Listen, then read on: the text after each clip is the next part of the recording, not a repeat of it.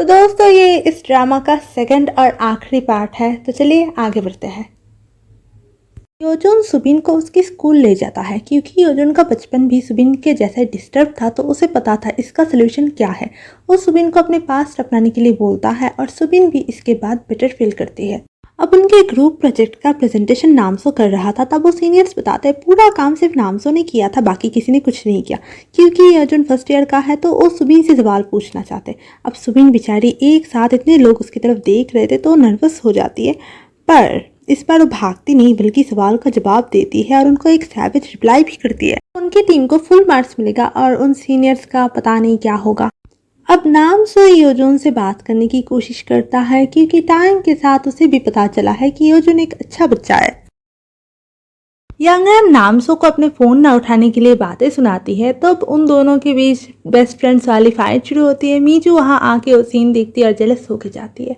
अब योजुन का तो पता नहीं, सुबिन बहुत ज़्यादा ड्रंक होती है और फिर वो अपने लिए ऐसे सिचुएशंस क्रिएट करती है जिसकी वजह से उसे बाद में पछताना पड़ेगा। सुबह जब उसे होश आती है तब वो हाफ पागल हो जाती है। मीजू उसे समझाती है ऐसे टाइम पे ओवरली कॉन्फिडेंट बिहेव करना चाहिए। उधर योजुन यूनिवर्सिटी आते वक्त खुशी के मारे ऑलमोस्ट कार से टकराने वाला था। कैंपस आके उस सुबिन को ढूंढ रहा था, पर सुबिन चंकी के साथ हंस हंस के बचपन की मीठी यादों के बारे में बात कर रही थी। योजुन को तो वो सीन बिल्कुल पसंद नहीं आया। अब सुबिन कॉन्फिडेंस की सारी हदें पार करती है, वो तो बहुत ही कूल है, ये सब तो होता रहता है, पर वो सुबिन है, कब तक वो एक्टिंग करती। वो जून को बताती है कि वो चीज़ों को कॉम्प्लिकेट नहीं करना चाहती थी। जून बताता है आते वक्त वो एक कार से टकराने वाला था, अगर पहले होता तो उसे कोई फर्क नहीं पड़ता, पर अब उसे डर लगने लगा है क्योंकि अगर ऐसा होता तो सुबिन को फिर देख नहीं पाता। और अब वो खुश है क्योंकि वो सुबिन को फिर से देख पा रहा है। सुबिन भी बताती है कि वो भी योजुन को बहुत ही पसंद करती है। अब उनके यूनिवर्सिटी फेस्टिवल का टाइम चल रहा था। यंगरान अपनी स्किल्स दिखाती है जिसे देख के हर किसी को समझ आएगा कि इस लड़की से पंगा नहीं लेना चाहिए। नामसो और यंगरान फ्रेंडशिप टेस्ट में फर्स्ट होते हैं। मीजू भी नामसो के साथ एक गेम में पार्टिसिपेट करना चाहती थी, पर नामसो नहीं मानता, तो यंगरान और मीजू। आज नामसो का बर्थडे था। यंगरान ने बहुत तैयारी करके रखा था। नामसो को समझ नहीं आ रहा था ये सब क्या हो रहा है। उसके पर्सनालिटी के साथ ये बर्थडे पार्टी नहीं जाता। इस बर्थडे में सबसे ज़्यादा एक्साइटेड मीजू थी। ट्रूथ एंड डेयर खेलते वक्त पता चलता है नामसो के 2.5 दोस्त है। अब एक इंसान तो यंगरान है, योजुन को लगता है ये हाफ वाला ओ है, तो बाकी के एक इंसान कौन है। मीजू नामसो को बताना चाहती है कि वो उससे कितना पसंद करती है, पर पहली बार में ही कौन कामयाब होता है। फालतू सीनियर्स ने काफ़ी ड्रिंक करके रखा था क्योंकि उन्हें लगा था बिल तो योजुन भरने वाला है, पर योजुन वो तो अब उनसे कुछ दूरी मेंटेन कर रहा है, तो उन्होंने एक काउंटर खोल लिया योजुन के नाम पर, जिस पे लड़कियां आएंगे, योजुन के साथ बात करेंगे, फोटो खींचेंगे। पर योजुन नहीं मानता। योजुन सुबिन से मिलने जाता है, तब उसे पता चलता है सुबिन को पिछले प्रोफेसर ने फायर कर दिया था। अब वो नए प्रोफेसर की रिसर्च में मदद करने वाली है। कौन है नए टीचर? योजुन। ये सुन के तो होश ही उड़ जाता है योजुन का। अब इसके बाद वो सीनियर सुबिन को ले जाते हैं। योजुन से तो नहीं मिले, पर उसकी गर्लफ्रेंड से मिल लो। जब योजुन को पता चलता है उनके इस कारनामे के बारे में, तब वो वहाँ आता है और एक बहुत बड़ी फाइट होती है। इन सब ड्रामे के बीच नामसो अपना पार्ट टाइम जॉब कर रहा था। तभी वो अपने उम्र के कुछ बच्चों को देखता है। हर बार जब वो ऐसे बच्चों को देखता है ना, तब वो बहुत ही दुखी होता है, पर इस बार उसके पास भी याद करने के लिए अच्छी मेमोरी है। को मारपीट के बाद योजुन की तबीयत बहुत ही खराब हो गया था। उसकी पुरानी यादें ताज़ा हो गए। सुबिन दवाई के साथ योजुन से मिलने जाती है। उसे देख के योजुन बिल्कुल ठीक हो जाता है। सुबिन को जब जुनवन ने फ़ोन किया था तब योजुन वो नंबर पहचान लेता है। सुबिन योजुन से पूछती है तुम अपने भाई को क्यों पसंद नहीं करते। योजुन सुबिन को बताता है बचपन में उसका भाई उस पर हाथ उठाता था। एक बार तो हालत इतनी ख़राब हुई थी कि वो बेहोश ही हो गया था। मीजू नामसो से उसका नंबर लेने के लिए ट्रिक करती है, वो काम नहीं आता। नामसो को अपनी नंबर देने की कोशिश करती है, उसमें भी कामयाब नहीं होती। रिजल्ट जो भी हो, बेचारी ने कोशिश तो की। यंगरन नामसो से पूछती है वो ऐसा क्यों कर रहा है। नामसो बताता है ऐसे रिलेशनशिप के लिए उसके पास टाइम नहीं है, और कन्फेस करता है कि एक टाइम था जब वो यंगरन को पसंद करता था, पर उस टाइम भी उसके पास इन सब के लिए टाइम नहीं था, अब भी नहीं है। योजुन से उसका कोई दोस्त मिलने आता है, अच्छा वाला दोस्त नहीं, वही मदद मांगने वाला। वो योजुन के साथ कुछ दिन के लिए उसके घर पे रहना चाहता है, पर योजुन ऐसा नहीं चाहता, तो उसे भगाने के लिए बोलता है तुम नहीं रह सकते क्योंकि कोई और मेरे साथ रहता है, वो है नामसो। योजुन उस सीनियर से कहता है कि वो लीगल एक्शन लेने वाला है, तो तैयार रहे। तब वो सीनियर कहते हैं अगर मैं जेल पे जा रहा हूँ तो मेरे साथ नामसो के भी जाना पड़ेगा क्योंकि उसने भी मेरे ऊपर हाथ उठाया था। और फिर योजुन कोई एक्शन नहीं लेता। आसपे और सीनियर योजुन को कहते हैं ये जो नामसो तुम्हारे रूममेट वाली बात है ये झूठ है ना। तब नामसो योजुन का साइड लेता है और बोलता है नहीं, हम सच में साथ में रहते हैं। योजुन के तो खुशी का ठिकाना ही नहीं रहा। अब इस टाइम पे नामसो के भाई फ़ोन पे बताता है कि उनकी मम्मी के जो पीठ का दर्द है उसका हालत ख़राब है, अगर सर्जरी नहीं हो पाया तो वो आगे चल के चल नहीं पाएंगे, तो सर्जरी करना पड़ेगा। तो अब नामसो ड्रॉप आउट करने वाला है। नामसो का भाई उससे मिलने आता है। जब वो नामसो की हालत देखता है तब उसे बहुत बुरा लगता है कि एक तरफ उसका भाई इतना मेहनत कर रहा है और दूसरी तरफ वो मज़े में है, तो पुलिस एकेडमी छोड़ने की बात करता है। नामसो को उसके अंकल फ़ोन पे बताते हैं कि पैसे की इंतज़ाम नामको ने कर लिया है, अब सर्जरी अच्छे से हो जाएगा। नामसो नामको से पूछता है कि पैसे कहाँ से आया, और तब नामसो को पता चलता है कि पैसे तो योजुन ने दिया था। नामसो अपने फेवरेट टीचर से मिलने जाता है। उन्हें नामसो के हार्ड लाइफ के बारे में पता था। वो नामसो को समझाते कि लाइफ में जब हार्ड टाइम चल रहा है तब स्ट्रांग बन के मत रहो, कभी कभी दूसरों से मदद लो। अगर अभी तुम किसी और की मदद लोगे तभी तो तुम आगे जाके किसी और की मदद कर पाओगे। अब बात यह है कि मीजू और यांगरन दोनों नामसो को पसंद करते हैं। यांगरन को कभी मौका नहीं मिला और मीजू आखिर तक कोशिश करती रहना चाहती है। अब मीजू का प्लान है कि दोनों को कन्फेस करना चाहिए ताकि कोई रिग्रेट ना रहे। उधर नामसो योजुन से मिलने जाता है।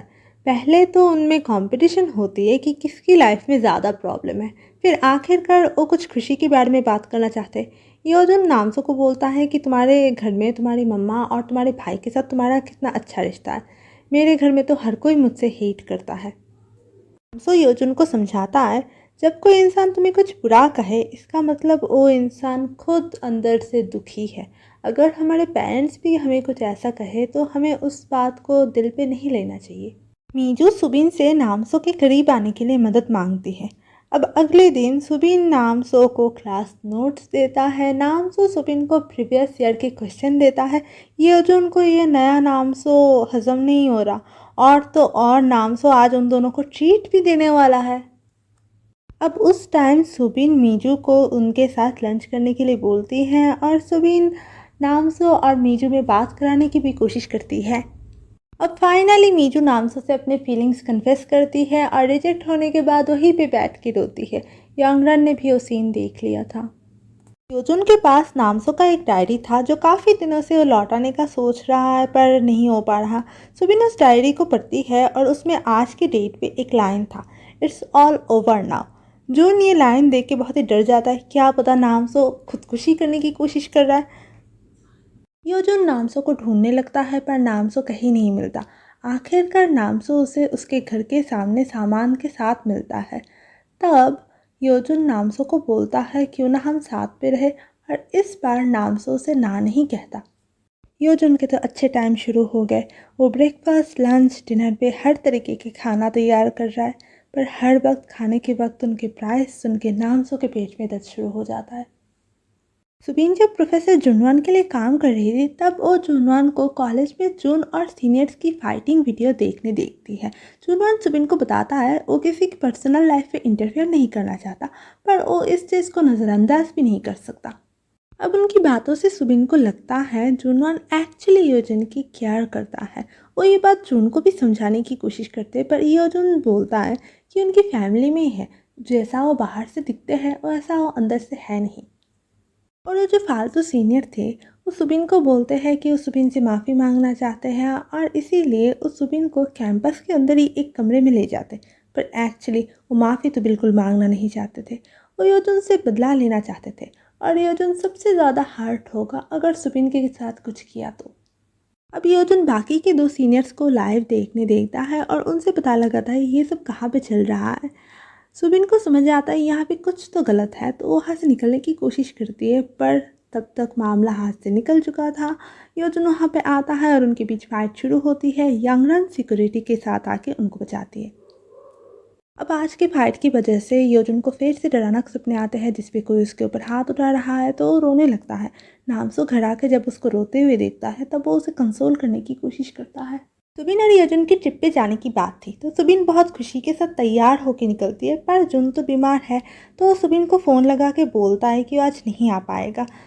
उसकी वॉइस सुन के समझ आ रहा था कि वो बीमार है। सुबीन योजुन से मिलने जाती है, पर जब वो वहाँ मिलने जाती है और योजुन को देखती है तब वो वहाँ से निकल आती है, क्योंकि योजुन कभी उससे अपना दर्द नहीं शेयर करता।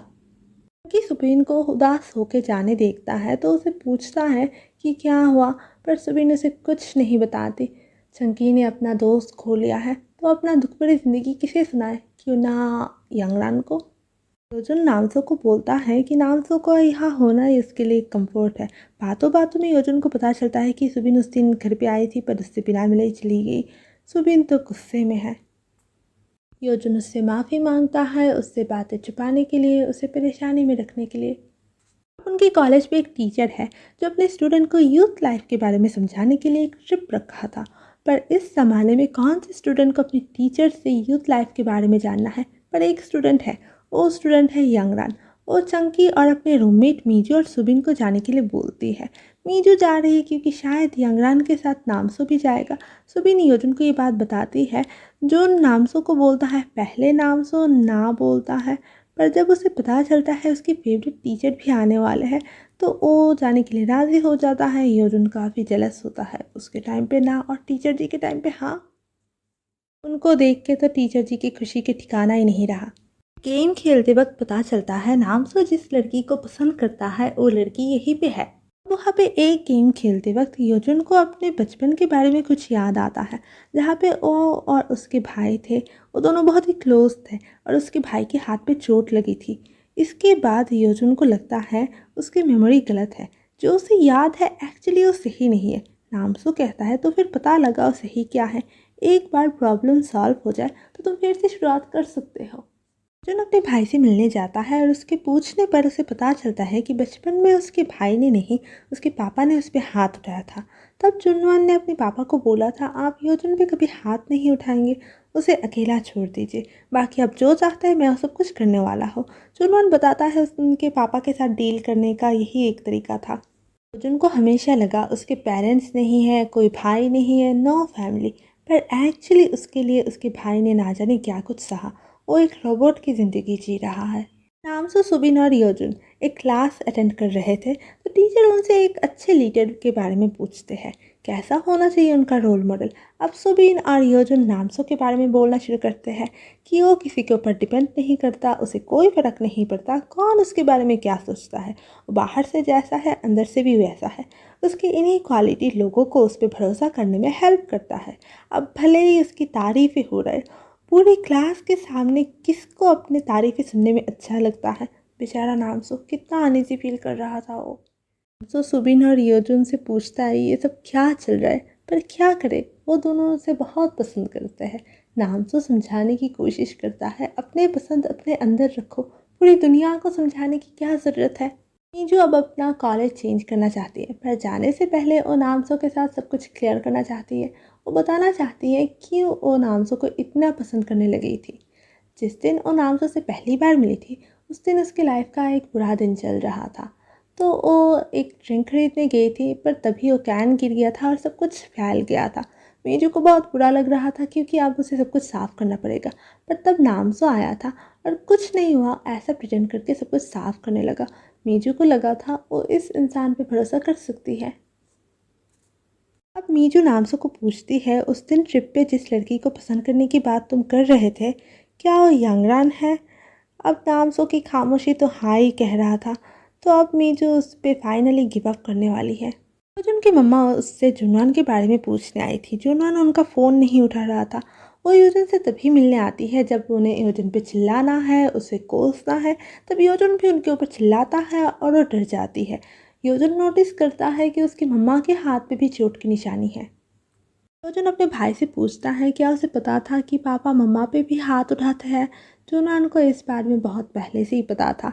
योजुन को जब पता चला उसकी मॉम भी सफ़र कर रही थी तब उसको बुरा लगता है, पर फिर भी वो उन्हें माफ़ नहीं कर पाता। नामसो और योजुन अपने अपने डैड के बारे में बात करते हैं। नामसो के पापा एक हीरो थे, एक हीरो जो अपने फैमिली को ही प्रोटेक्ट नहीं कर पाया। वो बहुत अच्छे थे, पर उनकी अच्छाई ने उनकी फैमिली के लिए सिर्फ गरीबी ही ले आया। नामसो को इन चीज़ों से फ़र्क नहीं पड़ता, पर जब बात आती है उसके छोटे भाई की तब उसे बुरा लगता है। और योजुन के पिताजी, वो अपनी फैमिली के हर मेंबर्स पे हाथ उठाते हैं और वो लोग अपने खून से इस बात को बाहर के लोगों से छुपाते हैं। कांगरान बेचारी को बुरे बुरे सपने आ रहे कि नामसो और मीजू एक हो गए, तो वो भाग दौड़ के नामसो के पास जाती है अपनी फीलिंग्स कन्फेस करने, पर उससे ये नहीं होगा। सुबिन की मॉम अचानक से उससे मिलना चाहती है। सुबिन के पेरेंट्स के डिवोर्स होने के बाद वो सुबिन को छोड़ के चली गई थी। सुबिन को इस बात से कोई प्रॉब्लम नहीं है क्योंकि इसके अलावा और कोई रास्ता भी नहीं था, पर हर हफ्ते एक दिन था जब वो अपनी माँ को फ़ोन लगाती थी, पर वो उस फ़ोन को भी नहीं उठाती थी। अब सुबिन को अपने चाइल्डहुड सुबिन के लिए बुरा लगता है और इसीलिए वो अपनी माँ को माफ़ नहीं कर पा रही थी। योजन के पापा को योजन के यूनिवर्सिटी फेस्टिवल वाली फाइट के बारे में पता चलता है, तो वो योजन का घर बुलाते हैं। सुबिन जुनवान को बहुत ही खुश देखती है, तो वो पूछती है क्या बात है। तब जुनवान बोलता है आज वो योजन से मिलने जा रहा था। तब सुबिन उसे योजन के घर जाने वाली बात बोलती है और ये सुन के जुनवान भाग के घर के लिए निकलता है। उनकी माँ भी घर पर नहीं है। योजन के पिताजी योजन को बोलते हैं अब उसे घर वापस आ जाना चाहिए, पर योजन ऐसा नहीं चाहता, तो योजन को लेके उसके पिताजी एक कमरे में घुसते हैं। ठीक बचपन के जैसा ही उस पर हाथ उठाने आते हैं, तभी जुनवान आता है और योजन को निकाल के खुद उनका सामना करने जाता है। वहाँ पे योजन की मॉम भी आती है। उनकी फैमिली में बरसों से सेम चीज़ें हो रहा है, पर अब शायद वो इन चीज़ों से बाहर निकलने वाले हैं। योजन के पापा के अब्यूज़ के बारे में सबको पता चल गया, पर उन दोनों भाई को लोगों के ताना या फैमिली रेपुटेशन से कोई फ़र्क नहीं पड़ता। योजन घर लौट आया, पर काफ़ी दिन तक वो अपने नॉर्मल लाइफ पे लौट नहीं पाया। सुबिन उसके लौटने की इंतज़ार कर रही है। अब फाइनली योजन लौट आया। नामसो से बात करने की कोशिश करना, कभी उसका पीछा ना छोड़ना, आखिर तक कोशिश करते रहना योजन की लाइफ का बेस्ट डिसीजन था। शायद इसीलिए वो अपने लाइफ के प्रॉब्लम सॉल्व कर पाया। और नामसो वो सोचना भी नहीं चाहता अगर योजन से नहीं मिलता तो उसकी लाइफ का क्या होता। और जो सीनियर थे वो जेल से लौट आए हैं। जेल पे रहते हुए उन्हें अपने किए पे शर्म आ रहा है। अब वो सुबिन और योजन से माफ़ी मांगते हैं और वो लोग उन्हें माफ़ भी कर देते हैं। हर किसी को ज़िंदगी में एक मौका तो मिलना ही चाहिए। उनके सेमेस्टर ख़त्म होने वाला है। अब एक और ग्रुप प्रोजेक्ट, और पता है टीम मेंबर्स कौन है? बिल्कुल पहले ग्रुप प्रोजेक्ट जैसा, नामसो, सुबिन, योजन और सीनियर्स। और ग्रुप प्रोजेक्ट में सीक्रेट सेंटा भी रहेगा, मतलब ग्रुप में हर कोई एक अलग इंसान को ढूंढेंगे और उसके साथ अच्छा बिहेव करेंगे, उसके लिए गिफ्ट खरीदेंगे। ग्रुप प्रोजेक्ट है यूथ लाइफ को लेकर एक वीडियो बनाना। अगर आपको लग रहा है कि उन्होंने अपनी पिछली गलतियों से कुछ सीखा है और इस बार सब कुछ शांति से हो रहा है, तो आप बिल्कुल गलत है। कुछ शांति से नहीं हो रहा, झगड़ा ही झगड़ा हो रहा है। नामसो हमारे यूथ के टाइम पे जो स्ट्रगल है वो दिखाना चाहता है, पर योजन के मुताबिक लाइफ पे स्ट्रगल प्रॉब्लम रहेगा, उसे प्रोजेक्ट के वीडियो में दिखा के क्या मिलेगा। इससे अच्छा हम सबको यूथ लाइफ की एक हंसी खुशी पिक्चर दिखाएंगे। उनका झगड़ा घर तक पहुंच गया। फिर आखिरकार वो डिसीजन लेते कि अच्छा बुरा दोनों साइडों दिखाने वाले हैं। डार्क साइड के लिए वो नामसो के जैसा पर्सनालिटी प्रेजेंट करेंगे और लाइट साइड के लिए योजन के जैसा। नामसो के अलावा हर किसी को लगता है कि वो डार्क साइड है, इसीलिए वो नामसो के जैसा पर्सनालिटी वाले एक इंसान को ढूंढते हैं जो उनकी फिल्म पे उनके साथ काम करेगा। तो अब वो पूरी तैयारी के साथ काम पे लग जाते हैं और इस टाइम उनके बीच एक अच्छा खासा बॉन्डिंग भी हो जाता है। और वो सीक्रेट सेंटा, हर कोई छुप छुप के दूसरे इंसान की मदद कर रहा था, पर सबको पता है योजन का सीक्रेट सेंटा कौन है। नामसो को जो मदद लग रहा है वो योजन के लिए टॉर्चर है। और इस बार भी नामसो का टीम फर्स्ट आता है। और योजन के पिताजी वो अब बिल्कुल अकेले हैं। उनकी बिज़नेस में भी काफ़ी लॉस हुआ है, तो अब अपने फैमिली को वापस चाहते हैं और इसीलिए वो सबसे माफ़ी भी मांगते हैं, पर उनकी फैमिली में अब कोई भी उन्हें माफ़ करने के लिए तैयार नहीं है। चंकी अब अपने मिलिट्री सर्विस में जाने के लिए तैयारी कर रहा है। रंगरन नामसो से अपनी फीलिंग्स कन्फेस करती है और हमेशा के लिए नामसो के ऊपर से गिव अप भी करती है। अब वो अपने आप पर ध्यान देगी और वो नामसो के साथ अपनी दोस्ती कंटिन्यू भी करेगी या नहीं, उसके बारे में भी वो काफ़ी दिन तक सोचना चाहती है। अब 2 महीने बाद बिल्कुल पहले दिन जैसा, पर एक ट्विस्ट के साथ, इस बार नामसो योजन के ऊपर कॉफ़ी गिराता है और वो उस सीन को फिर से रिक्रिएट करते हैं। सुबिन अब अपना करियर चेंज करना चाहती है। अब वो जज बनना चाहती है। अब क्या करे, योजन और नामसो सारे दिन झगड़ते हैं और उसे डिसाइड करना पड़ता है कि कौन सही है। नामसो के पास अभी भी डेट या हॉबी के लिए टाइम नहीं है, टाइम है तो सिर्फ काम के लिए। सुबीन के पास अभी भी सीवी में एक्टिविटी डालने जैसा कुछ नहीं है। योजन अभी भी फेमस है, पर एक चीज़ चेंज है, अब वो सब लोग अपने अपने जगह पे खुश है। तो गाइस, आज का वीडियो यही तक ही था। मिलते हैं आपसे नेक्स्ट वीडियो में, तब तक के लिए स्टे गोल्ड।